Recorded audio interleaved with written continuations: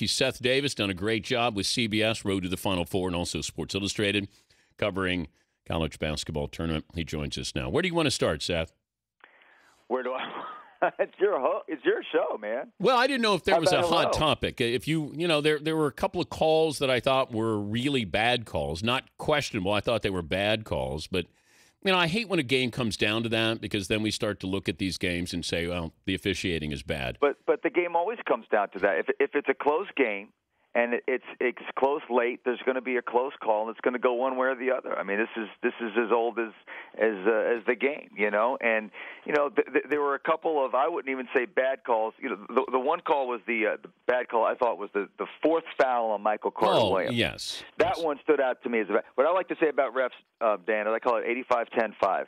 85% of the time they get the calls and the non-calls right, the no calls right, by the way, which often get overlooked. 10% of the time they make what I would call incorrect calls, but not necessarily bad calls. In other words, calls that were wrong but are kind of understandable. And then the last, 5% is just flat-out bad calls. So to me, the only real flat-out bad call that was of real consequence was that fourth foul. The block charge at the end of the Michigan-Syracuse game, yeah. I thought, it was as close as can be.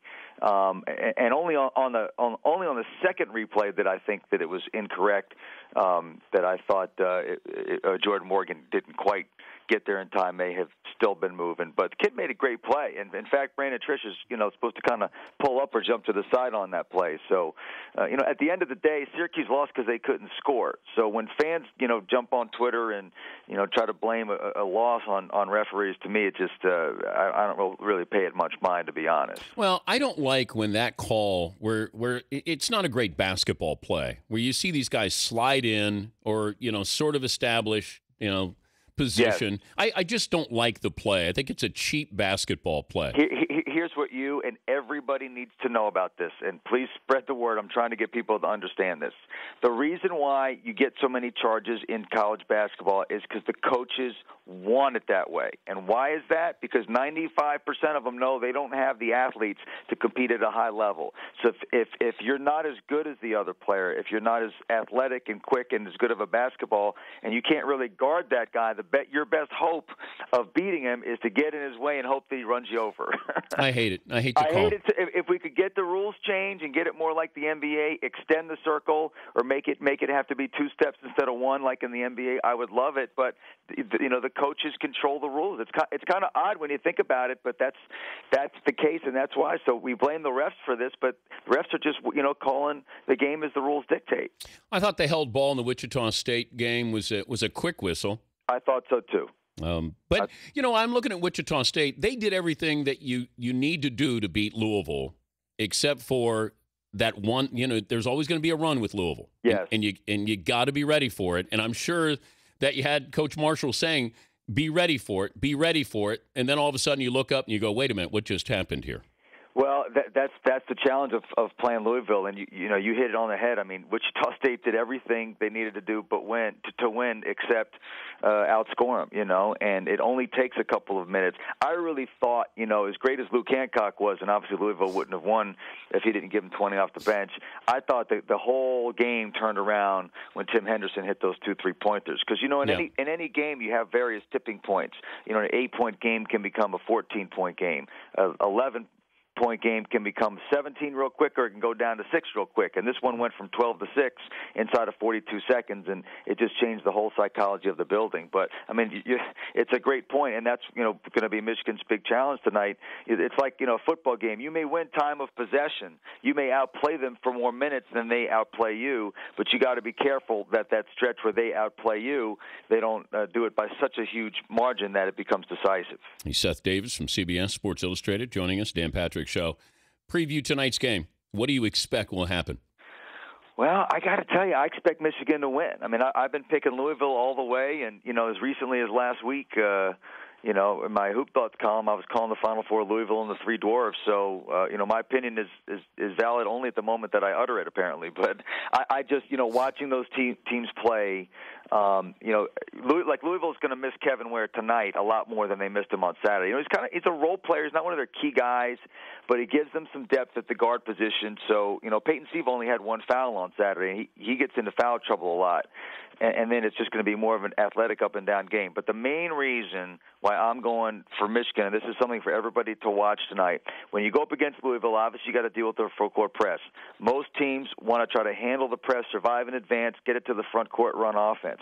I really think that Michigan can score against the press. Make them pay. Attack it for baskets with all those guards. And also McGarry, he gave you a little bit of a hint in the game against Syracuse, when he grabs the rebound and he brings it up court himself and makes a nice pass without drawing a charge. I mean, for a 6'10" guy to be able to make that play is going to be pretty. It's just an unbelievable asset. So if in this game you see Michigan scoring against the press, then you'll know that things are going their way.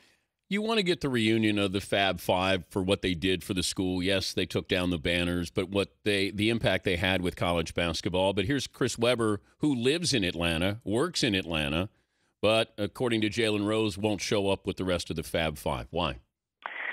I don't really know. I guess you'd have to ask Chris that question. The thing about the banners and whether those games happen. I'm pretty sure they happen. I'm pretty sure I remember watching that. Yeah. And what those guys experienced and what the school experienced. That's their experience. You don't need a banner to be hung up. So, I think it takes a lot of energy to hold on to anger and pain.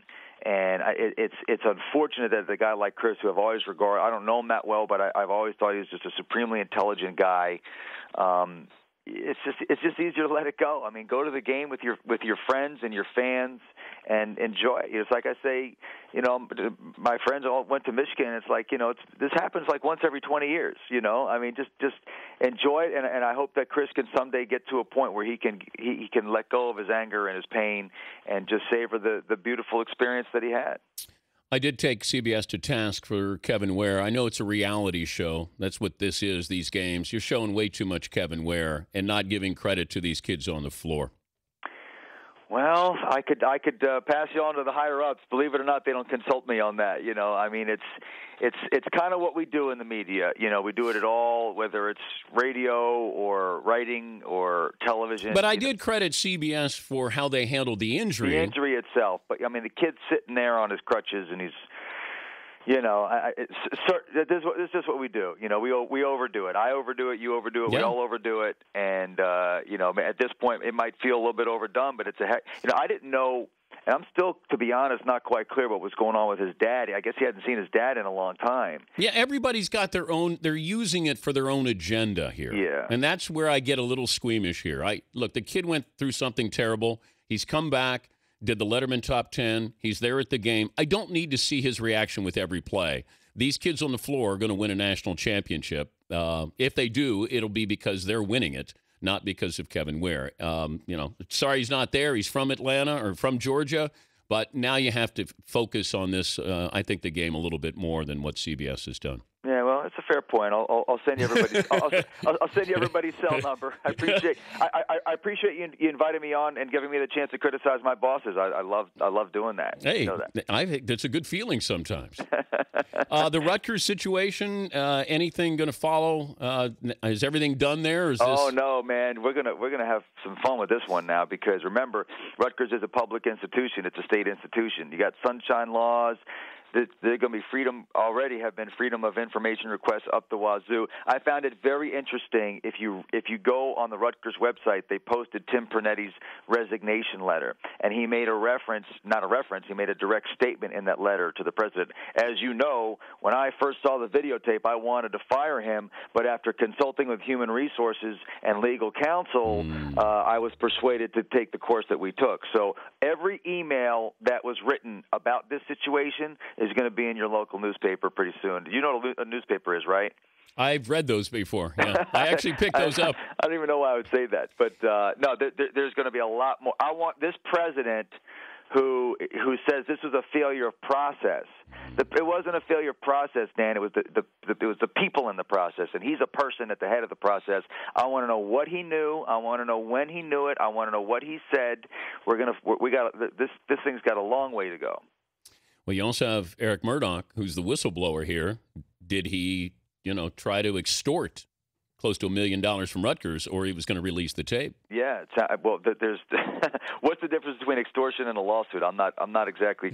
There's a legal distinction in there somewhere that I'm not expert on. But no, I mean, to me, it's kind of what I was talking about last week. And at the end of this is why I feel bad for Mike Rice. I really do. I mean, I believe that people can change, and this is still a relatively young man who is going through an unbelievably traumatic experience. It's not just him; it's his family.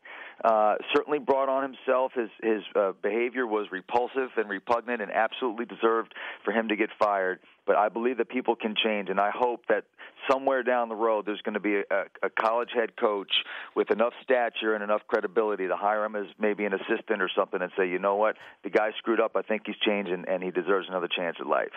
Seth, thanks for joining us throughout the tournament. Have fun tonight. Dan, it's always a pleasure. Thanks for having me. And you know that I love you, right? Yes, I do. Don't ever doubt that. Thank you, Seth. Goodbye. Seth Davis, CBS and Sports Illustrated. I have to mention it to him that I've talked about CBS here. I know that he can't say something. It's difficult if you're going to bite the hand that feeds. But I do think you have to be honest in what you're seeing there. And that is there's been too much Kevin Ware. Great story, low-hanging fruit. Concentrate on the basketball game. It is called the national title game. They've created a reality feel to this.